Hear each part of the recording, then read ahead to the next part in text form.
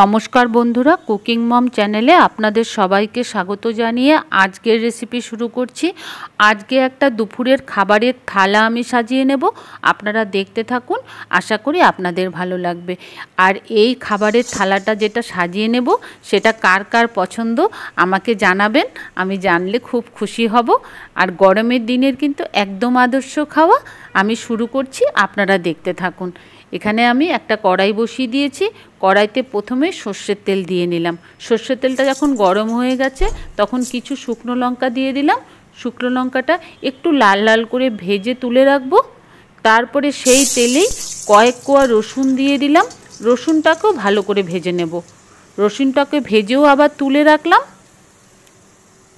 তারপরে আমি একটা মিডিয়াম সাইজ পেঁয়াজ কুচিয়ে নিয়েছিলাম। পেঁয়াজটা কিন্তু হাত দিয়ে ভেঙে ভেঙে এভাবে দিয়ে দিলাম, তাহলে ভাজাটা খুব ভালো হবে। পেঁয়াজটাকেও একটু নাড়াচাড়া করে লাল লাল করে ভেজে নেব। পেঁয়াজটা যখন এরকম লাল লাল ভাজা হয়ে গেছে তখন একটা ঝাঁঝরিতে আমি তুলে নিলাম, তাহলে পেঁয়াজটা একদম ক্রিস্পি থাকবে। এখন একটা থালা নিয়ে নিয়েছি। থালার মধ্যে আমি সব ভাজা জিনিসগুলো নিয়ে নিলাম, শুকনো লঙ্কা, রসুন, পেঁয়াজ, আর সাথে নিয়ে নেব অল্প নুন। এখন নুনের সাহায্যে আগে শুকনো লঙ্কাগুলোকে ভালো করে ডলে নিতে হবে। তারপরে রসুনগুলো যে আছে রসুনগুলোকেও ভালো করে ডলে নিলাম, আর পেঁয়াজটাকেও ভালো করে ডলে নিলাম। এখন এখানে কয়েকটা আলু আমি সেদ্ধ করে নিয়েছিলাম। আলুটার চোকলা ছাড়িয়ে ছাড়িয়ে এভাবে এখানে ভেঙে ভেঙে দিয়ে দিচ্ছি। ভেঙে আলুগুলো দিয়ে দিলাম, সাথে দিয়ে দিলাম ধনেপাতা। এখন এটাকে ভালো করে মেখে নেব। এভাবে আলুর চোখা বানিয়ে খেয়ে দেখবেন, খুব ভালো হয়। আলুর চোখাটা কিন্তু তৈরি করে নিলাম। আর ঠিক আমি 3টা এরকম বল করে রেখে দিলাম। এইভাবে বল করে এই খাবারটা বানানো হয়। এখন নিয়ে এসছি মসুর ডাল। এই মসুর ডালটা 2 ঘন্টা আগে আমি জলে ভিজিয়ে রেখে দিয়েছিলাম। মসুর ডালটা ভালো করে ভিজে ফুলে গেছে। এখন মসুর ডালটা একটা মিক্সি জারে দিয়ে দিলাম, আর তাতে দিয়ে দিলাম কাঁচা চাল ভেজানো 1 চামচ। এইভাবে কাঁচা চাল দিয়ে যদি বড়া বানানো হয় মসুর ডালের বড়া কিন্তু খুব ক্রিস্পি হয়। তাতে কিছু কাঁচা লঙ্কা দিয়ে ডালটাকে বেটে নিয়ে আসলাম। ডালের মধ্যে কিন্তু আর জল ব্যবহার করিনি, এরকম শুকনো শুকনোই বাটাটা হবে। এখন দিয়ে দিলাম হলুদ আর নুন। এখন ব্লেন্ডার দিয়ে ভালো করে এই ডালটাকে ফেটিয়ে নিতে হবে। ডালটা যখন এরকম কালার চেঞ্জ হয়ে যাবে, বেশ ফুলে যাবে, তখনই কিন্তু ফেটানোটা বন্ধ করে দিতে হবে। আর এখন এরকম ছোট্ট ছোট্ট বড়া আকারে আমি তেলের মধ্যে দিয়ে ভেজে নেব। ফেটানো হয়েছে কিনা বোঝার আরেকটা উপায় আছে।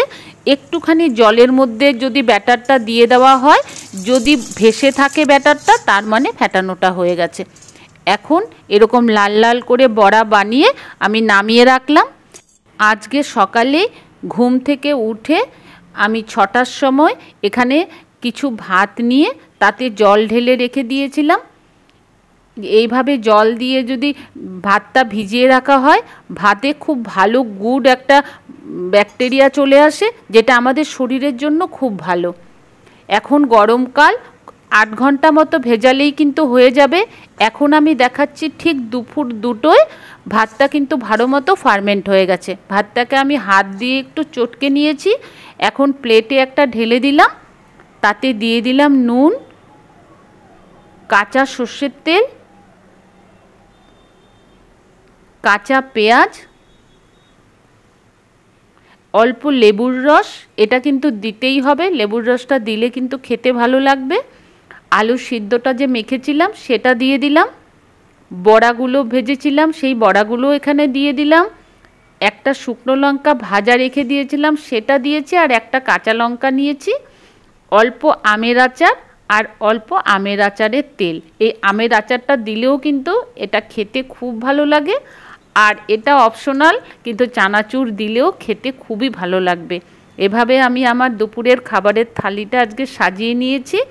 খুব উপাদেয় একটা রেসিপি, পান্তা ভাত। ভিডিও ভালো লাগলে লাইক করে দেবেন। Thank you.